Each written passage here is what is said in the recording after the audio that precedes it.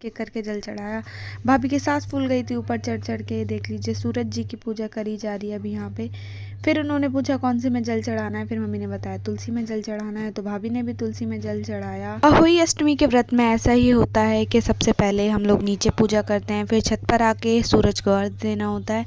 भाभी ने भी पूजा कर ली तुलसी में जल चढ़ा के। उनके बाद है बुआ जी की बारी। बुआ जी ने भी अपना लोटा उठाया और तुलसी में जल चढ़ाया। आज तो तुलसी में खूब पानी लग गया था अच्छी तरह। आज के दिन तुलसी जी की भी पूजा की जाती है। भाभी की पूजा हुई कंप्लीट। मौसी से बोला मौसी आ जाओ ऊपर। मौसी तो वहीं बैठी हुई थी क्योंकि मौसी को एक्चुअली थोड़ी सी प्रॉब्लम है कि वो व्रत रखती हैं तो उनसे बिल्कुल ही बैटरी डाउन हो जाती है उनकी। इस वजह से वो ना चढ़ पा रही थी ना उतर पा रही थी, इसलिए वहीं बैठ गई थी। अब इन्होंने पूछा कि कहाँ जल चढ़ाना है, तो हमने बोला तुलसी में।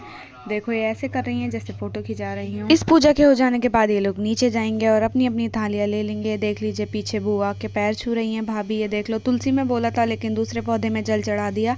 यूँ बोल रही थी कि तुलसी तो पूरी भरी चुकी है, दूसरा वाला सोचेगा कि मुझे तो पानी पिलाया ही नहीं आज। इनकी भी बातें निराली हैं। अब यहाँ पर सभी लोग एक दूसरे के पैर छूते हैं जो जिनसे बड़ा होता है। तो यहाँ सबसे बड़ी है हमारी बुआ जी ग्रीन सूट वाली, तो सभी लोग इनके पैर छू रहे हैं। देख लो मौसी ने मेरे से फिर गले मिला और उसके बाद मैंने मम्मी से, मतलब मेरे को भी सभी लोग ऐसे ही इज्जत दे रहे थे। छोटी हूँ तो मेरे से सब गले मिल रहे थे और अगर मैं बड़ी होती तो सब मेरे भी पैर छूते। उसके बाद सभी के पैर छुए, एक दूसरे के गले मिले। उसके बाद जाना था नीचे। देख लो यहाँ पर सब हैं और मौसी के गले मिली फिर बुआ जी। उसके बाद चलते हैं सब लोग एक एक करके नीचे। उसके बाद सभी लोग नीचे चले गए। बुआ अपने वाले रूम में जाकर वहाँ की सफाई करने लगी। देख लो सभी की थालियाँ उनके घर पहुँचा दी। उसके बाद लगाया मैंने मौसी के महावर, क्योंकि बोल रहे थे कि शगुन होता है और ये करना चाहिए। बुआ ने तो पहले ही लगा लिया था मॉर्निंग में अपने। उसके बाद मैंने लगाया मौसी के महावर और मैंने बहुत अच्छा महावर लगाया था, लेकिन फिर भी ये लोग बोल रहे थे कि अच्छा नहीं लगाए। तो मैंने इनसे बोला कि मैंने सिर्फ लगा दिया है, मुझे कौन सा ऐसे लगाने का एक्सपीरियंस है, लगा रही हूँ ये बहुत बड़ी बात है। और तो कोई लगा भी नहीं रहा था और मौसी को आता नहीं है लगाना। मौसी ने बोला तुम किसी की बात मत सुनो, मुझे अच्छा लग रहा है तुम लगाती रहो।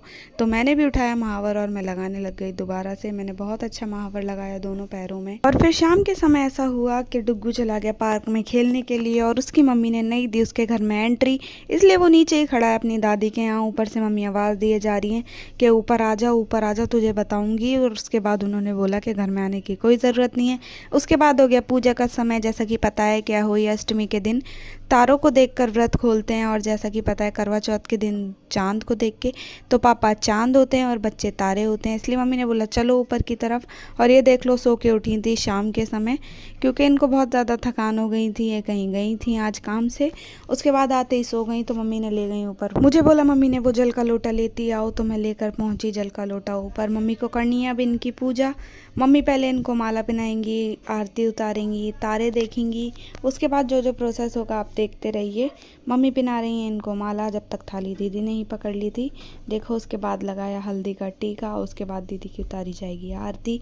उसके बाद मेरा नंबर है, फिर निशा का नंबर है और फिर हमारी पूजा संपन्न हो जाएगी।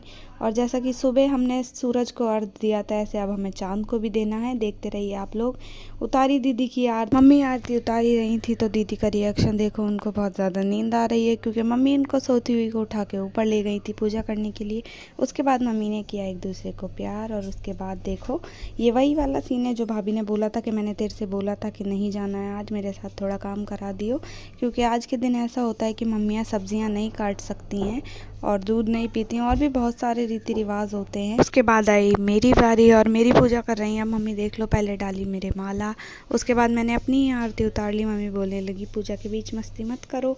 तो फिर मम्मी ने लगाया टीका। उसके बाद उतारनी है मेरी आरती।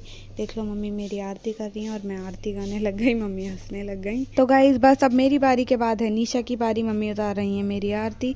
उसके बाद मम्मी ने देखे तारे, मुझे किया प्यार। उसके बाद आ गई निशा की बारी। निशा को पहनाई माला। उसके बाद निशा की आरती होएगी, टीका लगाया जाएगा। देख लीजिए आप, निशा की हो रही है अब आरती। उसके बाद लगाएंगी मम्मी उनके टीका। लग गया टीका। और निशा की तो आदत आप जानते ही हो कितनी ज़्यादा वो मजाकिया पर्सन है कि सभी को हंसी दिलाती रहती हैं, लेकिन पूजा के बीच उन्होंने कोई ऐसी वो बात नहीं की। और इनको देख लो, इन्हें तो कुछ ज़्यादा ही नींद आ रही है। उसके बाद मम्मी ने देखे तारे, निशा को भी किया प्यार।